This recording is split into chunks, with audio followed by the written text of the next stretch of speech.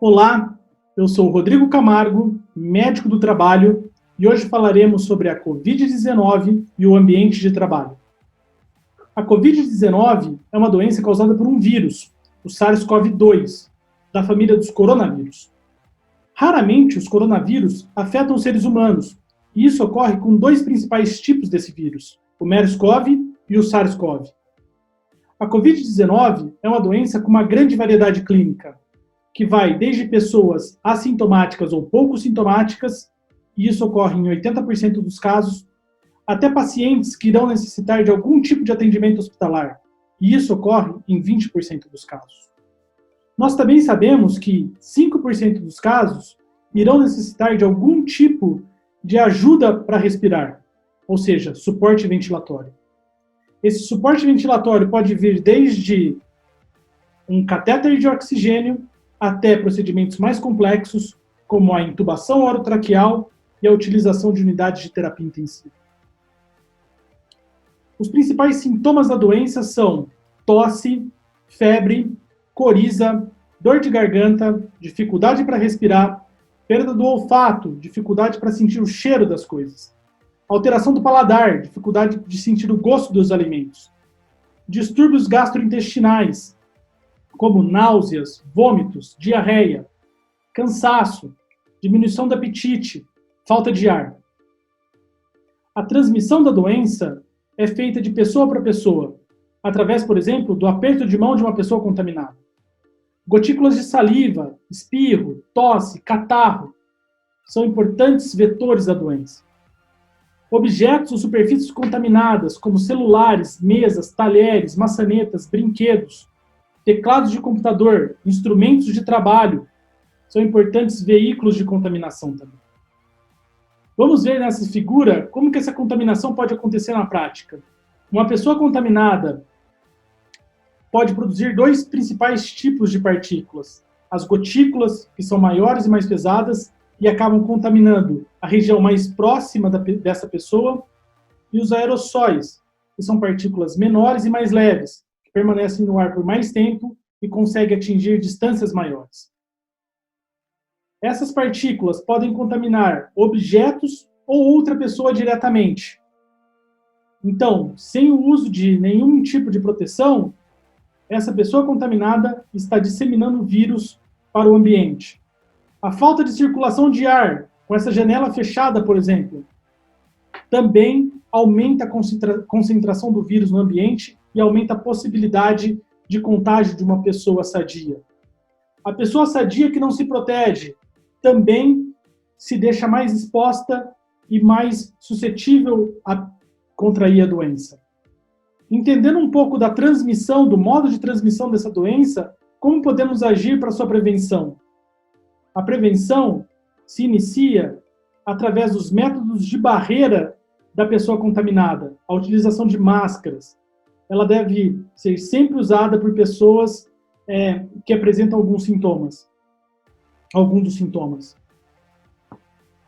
A pessoa contaminada também deve sempre fazer a higienização de suas mãos, através da utilização de água e sabão, e quando não isso é possível, através da utilização de álcool em gel.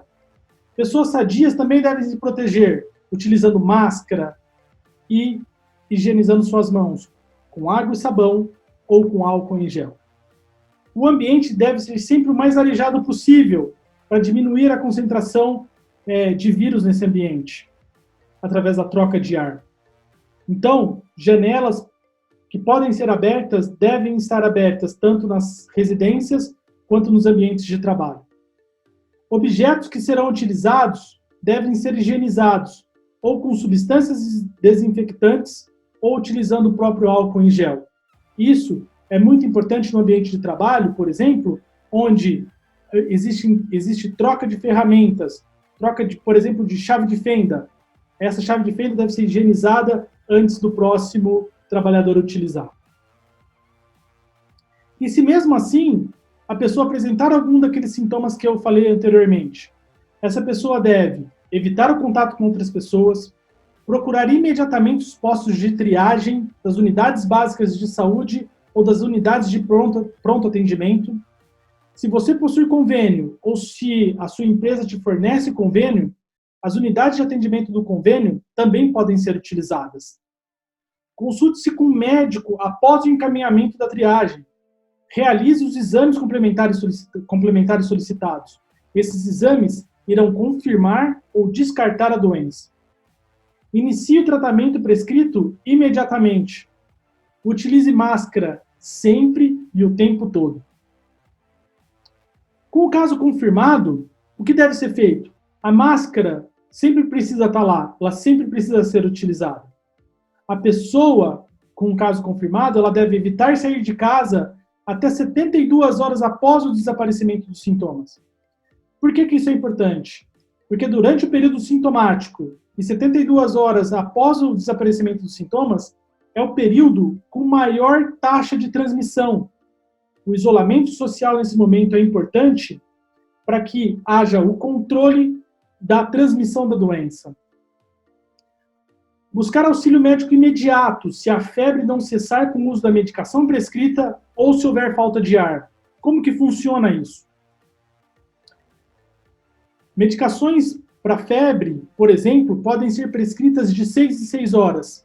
Se você faz uso da medicação e 2 ou 3 horas após a utilização dessa medicação, a febre volta, isso é sinal de que a doença não está seguindo um curso previsto e o médico deve ser buscado novamente. Falta de ar é a dificuldade para respirar quando você está executando uma atividade comum, corriqueira. Por exemplo, você vai escovar os dentes e durante a escovação você precisa parar de escovar porque está sentindo falta de ar. Esse é um sinal de alerta e o médico deve ser buscado imediatamente. Não interrompa por conta própria nenhum tipo de tratamento prescrito, nunca. Os tratamentos são prescritos por um período de tempo que também consideram a recuperação própria do organismo. A interrupção de tratamentos por conta própria pode trazer riscos graves para o paciente. Siga as orientações de higiene e controle descritas no slide anterior. E o grupo de risco? Quais são as pessoas que fazem parte do grupo de risco e têm uma possibilidade maior de ter um desfecho desfavorável da doença? São as pessoas com 60 anos ou mais, as pessoas que possuem algum problema no coração, as cardiopatias graves ou descompensadas, como insuficiência cardíaca, infartos, revascularizados, pessoas que fizeram, por exemplo, ponte de safena, portadores de arritmia, hipertensão arterial sistêmica descompensada. As pessoas que possuem algum problema de pulmão, as pneumopatias graves ou descompensadas, as pessoas dependentes de oxigênio, portadores de asma moderado ou grave, doença pulmonar obstrutiva crônica, também são pessoas do grupo de risco. Os imunodeprimidos, as pessoas que possuem algum problema no seu sistema imunológico, seja por constituintes próprios da pessoa ou pela utilização de medicações, como no controle do sistema imunológico das pessoas que sofreram algum tipo de transplante. Essas pessoas também fazem parte do grupo de risco. Pessoas que possuem alguma doença em seus rins, os doentes renais crônicos em estágio avançado, graus 3, 4 e 5. Pessoas que fazem uso de hemodiálise. Essas pessoas também possuem um risco maior de uma doença mais grave. Os diabéticos que passaram em consulta clínica e sua doença possui características específicas, também podem fazer parte do grupo de pessoas com risco aumentado de doença grave. Por fim, nós temos aí as gestantes, que devem ser tratadas com bastante sabedoria pelas empresas, para que não fiquem expostas tanto a trabalhadora quanto seus futuros filhos. Essas pessoas também fazem parte do grupo de risco. Gostaria de deixar dois